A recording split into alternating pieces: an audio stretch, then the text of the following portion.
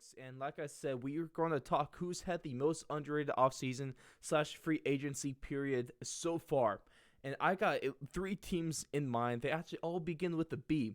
So let's get to the first one. And I swear I'm not trying to be a homer on this one, but if you look at what happened with the Broncos, essentially John Elway got promoted but demoted at the same time, going away from GM, taking a vice president's role. They bring in Patton to lead kind of the Broncos GM to lead their offseason and who's going to be leading the draft.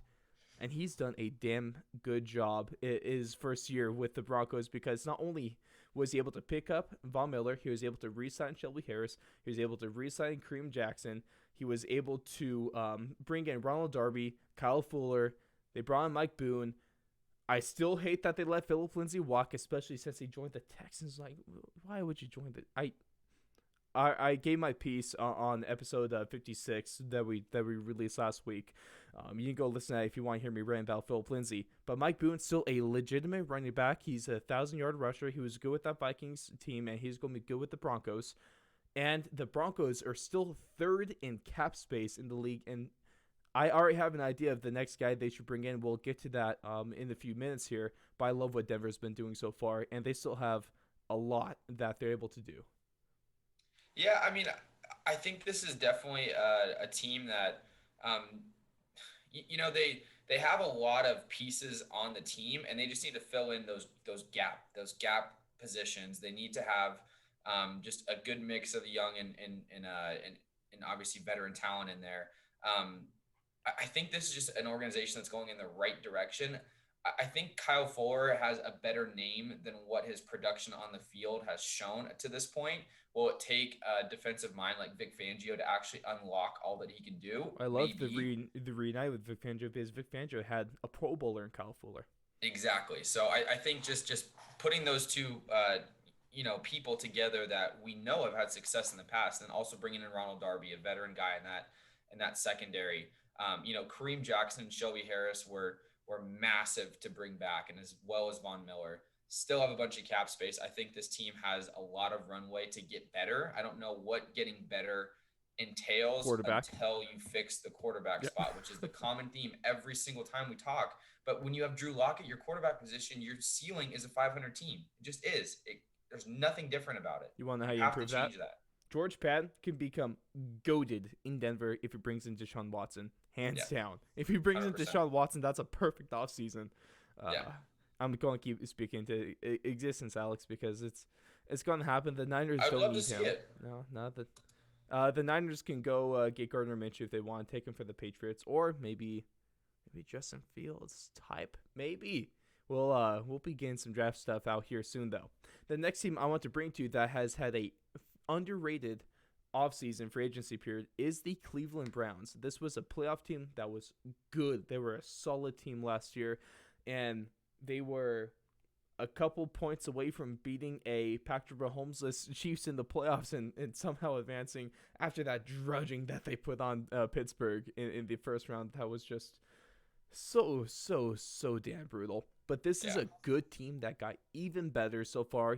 Bring out John Johnson and Troy Hill from the Rams to get your defensive back help, which John Johnson, Troy Hill, of course, when you have a defense that has Aaron Donald and has Jalen Ramsey, there's some guys that are going to get overlooked, but these guys, I don't think they really got the credit that they deserve from last year.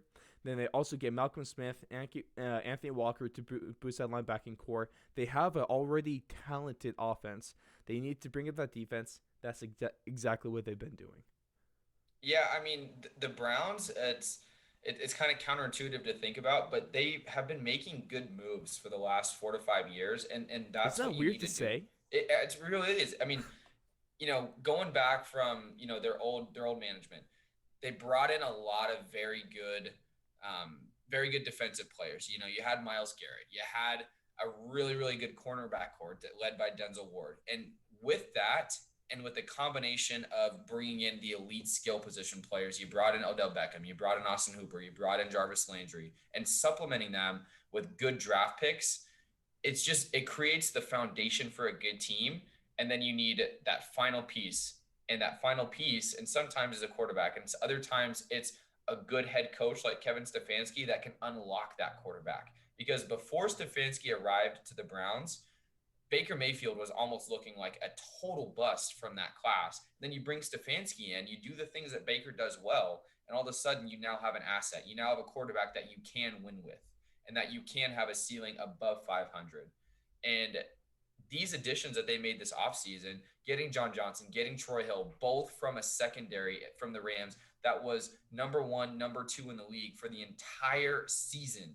And yes, that does help with a great pass rush. But if you look at both of their coverage numbers individually in their PFF grades, they were incredible last year. And adding them to that secondary with Denzel Ward, and with some of the other guys they got, and they still have an elite pass rusher. They go from maybe the number one pass rusher in the league to the number two pass rusher in the league. So they still have that support from the front seven. So I love what the Browns did this offseason.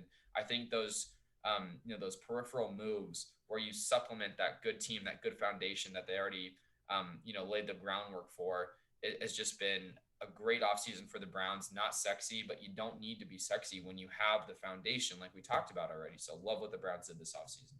Man, imagine being a Browns fan right now, Alex. This is real, almost uncharted territory is what it feels like, because first, you make the playoffs last year.